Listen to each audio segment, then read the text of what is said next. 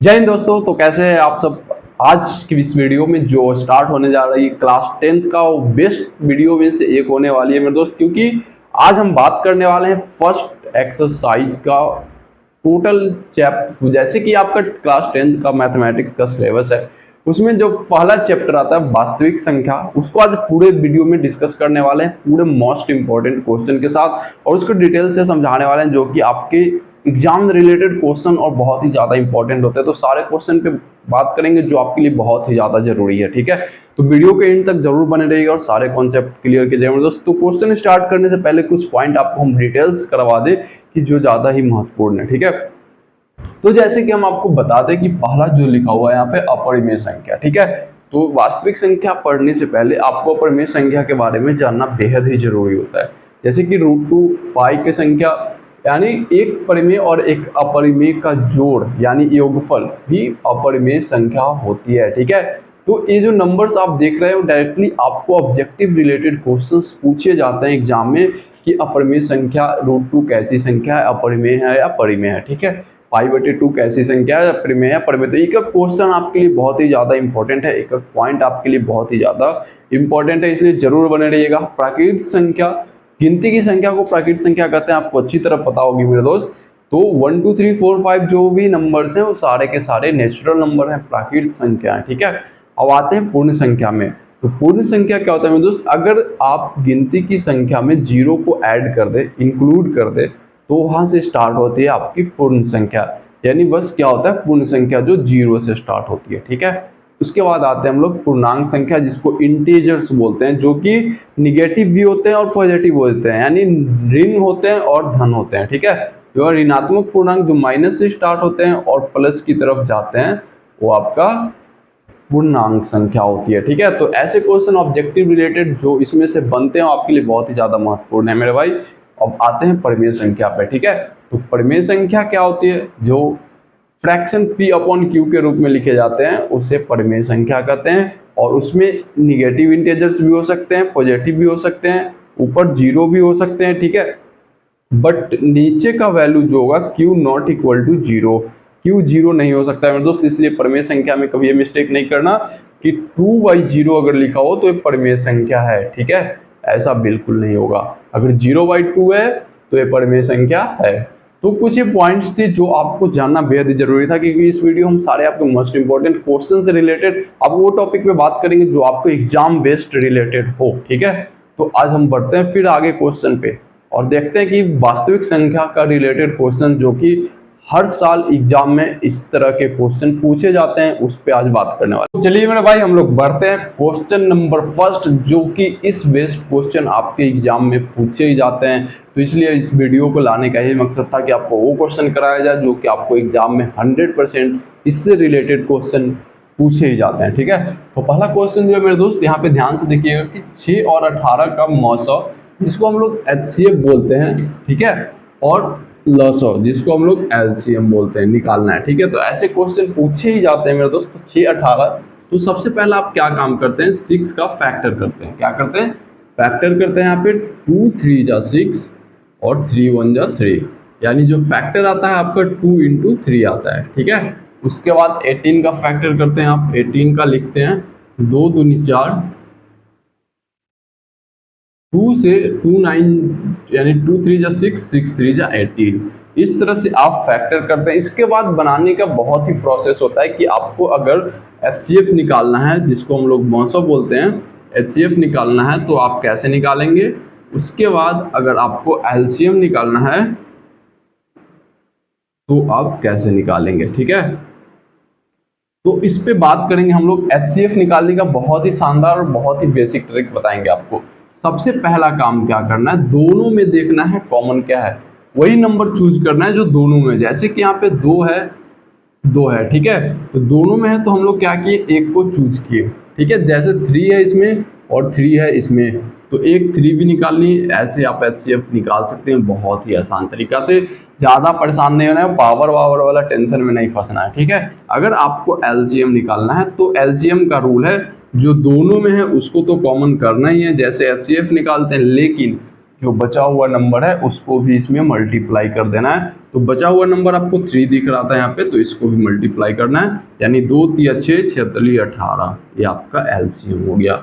मेरे भाई समझ में आया कि नहीं? क्वेश्चन कमेंट करके जरूर बताएं। बहुत ही शानदार ट्रिक अभी आपको बताएं कि एचसीएफ निकालना हो, जो भी दोनों में पॉसिबल हो, दोनों में कॉमन हो, उसको निकाल के एचसीएफ निकाल सकते हैं। एलसीएम निकालना हो जो दोनों में उसको तो लेना ही है, फिर बाकी जो बच गया उसको भी लेना है। ठीक है, आगे समझ में मेरे छोटा भाई। तो हम लोग बढ़ते हैं नेक्स्ट क्वेश्चन पे, जो कि आपके लिए बहुत ही ज़्यादा जरूरी होती है। सारे क्वेश्चन तो वीडियो में बने रहिए और ये सारे क्वेश्चन जरूर कंप्लीट कीजिए, आपके लिए बहुत ही ज़्यादा जरूरी है मेरे भाई। दूसरा क्वेश्चन है जो कि 18 और 13, 18 और 13 का मौसम, जिसको हम लोग बोलते हैं एचसीएफ, और लॉसअ, जिसको हम लोग बोलते हैं एलसीएम, निकालें। ठीक है, तो मेरे भाई ये क्वेश्चन जो है आपके लिए बहुत ही ज़्यादा जरूरी है, क्योंकि ये क्वेश्चन आपके एग्जाम में पूछे ही जाएंगे, 100% पूछे जाएंगे, इसलिए जरूर सोल्व कीजिएगा। तो पहले अगर आप एचसीएफ 18 का फैक्टर करते हैं तो क्या आता है, 2 तिया 6 और 6 तिया 18। ठीक है, उसके बाद 13 का फैक्टर करते हैं तो 13 का तो फैक्टर ही नहीं है मेरे भाई, तो 13 1 जा 13। ठीक है, जब यहाँ पे अब आप एचसीएफ निकालने की बात करोगे कि सर अब एचसीएफ कैसे निकालें, तो एचसीएफ निकालना है मेरे भाई, तो आपको ये करना है कि दोनों में देखेंगे पहले कॉमन क्या है। दोनों में कुछ कॉमन नहीं दिख रहा है मेरे छोटा भाई। जब दोनों में कुछ कॉमन नहीं दिखे तो उसका एचसीएफ क्या होता है, 1 होता है, क्योंकि लास्ट में जब 1 मल्टीप्लाई करते हैं इसमें और इसमें, तो दोनों में कॉमन एक ही नंबर आता है 1। तो जब दोनों में कुछ कॉमन नहीं हो तो उसका एचसीएफ क्या होगा, 1 होगा, याद रख लीजिएगा।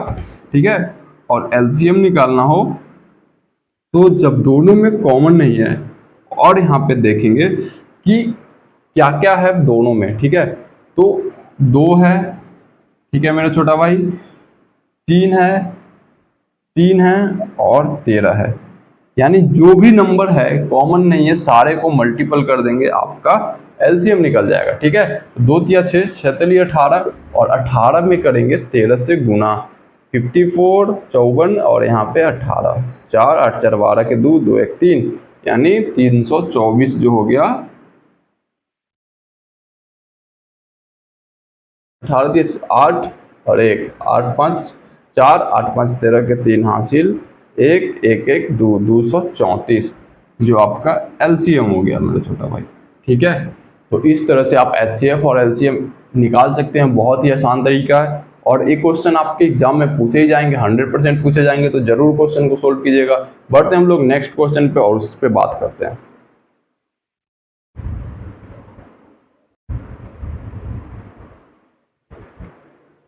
तो चलिए मेरे भाई, अब आगे जो फॉर्मूला समझने वाले हम लोग एचसीएफ और एलसीएम का, जो कि बहुत ही ज़्यादा शानदार है आपके लिए। अगर आप दो नंबर जैसे एचसीएफ निकालते हैं किसी दो नंबर को, फॉर्मूला आप देखे होंगे, ए और बी कोई दो नंबर है उसका एचसीएफ, और फिर उसी नंबर का एलसीएम, ए और बी का एलसीएम जो होता है उसका दोनों का मल्टीपल, वो जो नंबर ए और बी है उसका गुणनफल के बराबर होता है। इस फॉर्मूले को जरूर ध्यान रखिएगा। ठीक है, ये फॉर्मूला आपके लिए बहुत ही ज्यादा जरूरी है। दो नंबर ए और बी, ठीक है, इस पर हम अभी क्वेश्चन डिस्कस करेंगे। वो दोनों नंबर का जब एचसीएफ निकालेंगे और एलसीएम निकालेंगे, उस दोनों का गुणनफल जो दोनों नंबर के गुणनफल के बराबर होते हैं, ये क्वेश्चन इस फॉर्मूले से आते ही हैं। तो इस फॉर्मूले को जरूर याद रखिएगा, और इस पे अभी मैं क्वेश्चन आपको करके दिखा रहे हैं जो कि आपके लिए बहुत ही ज्यादा जरूरी है। ठीक है, तो क्वेश्चन है यदि a बराबर 8, तो आइए मेरे दोस्त हम लोग देखते हैं इस फॉर्मूले से इस क्वेश्चन को, जो कि ऐसे क्वेश्चन आपके एग्जाम में पूछे ही जाएंगे, 100% पूछे जाएंगे। तो क्यों ना इस क्वेश्चन को आप एक बार जरूर देखें। ठीक है, यहाँ पे क्वेश्चन क्या है मेरे दोस्त, यदि a बराबर 8 तथा HCF जिसका मौसम AB, दो नंबर का मौसम दिया हुआ है 4, ठीक है, तथा LCM AB बराबर 12 दिया हुआ है, तो b का मान क्या होगा, मतलब इस क्वेश्चन में आपको b का वैल्यू नहीं पता चल रहा है मेरे छोटा भाई, तो जो फॉर्मूला होता है आंसर करेंगे आप, फॉर्मूला क्या है, HCF AB जो 2 नंबर है उसका HCF और फिर LCM A और B बराबर A गुना B, ठीक है। तो A और B का जो HCF दिया हुआ है वो कितना है, 4 है। कितना है मेरे भाई, 4 है। और LCM जो दिया हुआ है वो LCM कितना दिया हुआ है, 12, और A का जो मान दिया हुआ है यहाँ पे A का मान 8 दिया हुआ है, तो B का मान पूछ रहा है, ठीक है। ये क्वेश्चन है आपका। तो आप क्या करेंगे, 12 चौक 48 बटे 8 को इधर ले आएंगे, B इधर बच जाएगा 8 चौक 48, यानी B का जो मान बचेगा वो क्या बचेगा, 6। तो ये क्वेश्चन आपके लिए बहुत ही ज़्यादा जरूरी है, क्योंकि ये क्वेश्चन आपके बोर्ड एग्जाम में आएंगे ही आएंगे। वास्तविक संख्या के इस टॉपिक से क्वेश्चन आते ही आते हैं, तो इस क्वेश्चन को जरूर समझिए। अगर कहीं परेशानी आती है तो कमेंट करके बताइए, ठीक है। बढ़ते हम लोग नेक्स्ट क्वेश्चन पे।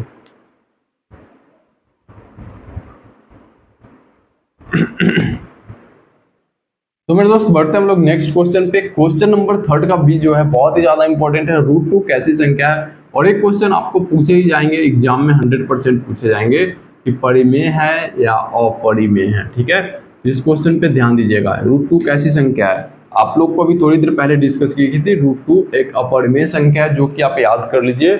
और चौथा नंबर क्वेश्चन जो कि है अभाज्य गुणनखंड विधि से 96 और 404 का HCF और LCM निकालना है, ठीक है मेरे दोस्त।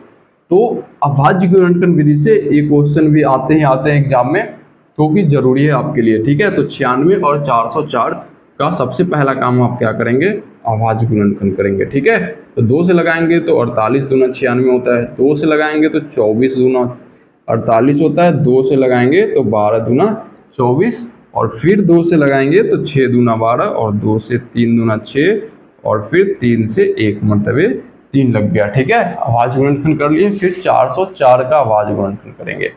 तो 404 का अभाज्य गुणनखंड करेंगे तो 2 से लगाएंगे तो 202 हो जाएगा मेरे भाई, और यहाँ पे 2 से लगाएंगे तो 101 हो जाएगा, ठीक है। ये हो गया आपका अभाज्य गुणनखंड। और फिर 101 से 1 टाइम्स, तो फिर क्या करेंगे हम लोग, यहाँ पे 96 को लिखेंगे 2 गुना 2 गुना 2, 5 टाइम्स 2 है, और फिर 1 टाइम्स 3 है, ठीक है। और फिर 404 को लिखेंगे यहाँ पे 2 गुना 101। अब HCF निकालने का जो हम आपको तरीका बताए थे अभी, बहुत ही शानदार था कि दोनों में कॉमन क्या है। तो एक दोनों में है तो 1 2 निकाले, फिर 1 2 इसमें, फिर 1 2 इसमें, तो 1 2 निकाले, यानी HCF क्या हो गया, 4, क्योंकि बाकी नंबर दोनों में डिफरेंट है। अब बात आते हैं LCM पे। तो LCM निकालना है तो दोनों में जो कॉमन है उसको तो लेंगे ही, और फिर 3 बार 2 बचा, 1 बार 3, यानी 2 गुना 2, फिर 3, और फिर 101, ठीक है। यानी टोटल 2 हो गया, 2 के पावर 5 और गुना 3 गुना 101, जिससे आपका LCM आसानी से निकल जाएगा, ठीक है। तो ये जो तरीका था आपका HCF और LCM निकालने का, बहुत ही शानदार तरीका था, और इससे आप गुना करके चेक कर सकते हैं। 2 के पावर 2 दूनी 4, 4 दूनी 8, 8 दूना 16, दूना 32, और 32 में 3 से करेंगे तो 3 दूना 6, और 3 तिया 9, 96, और 96 में 101 से करेंगे, 101 में 96 से 6 0 6 9 0 और 9, ठीक है।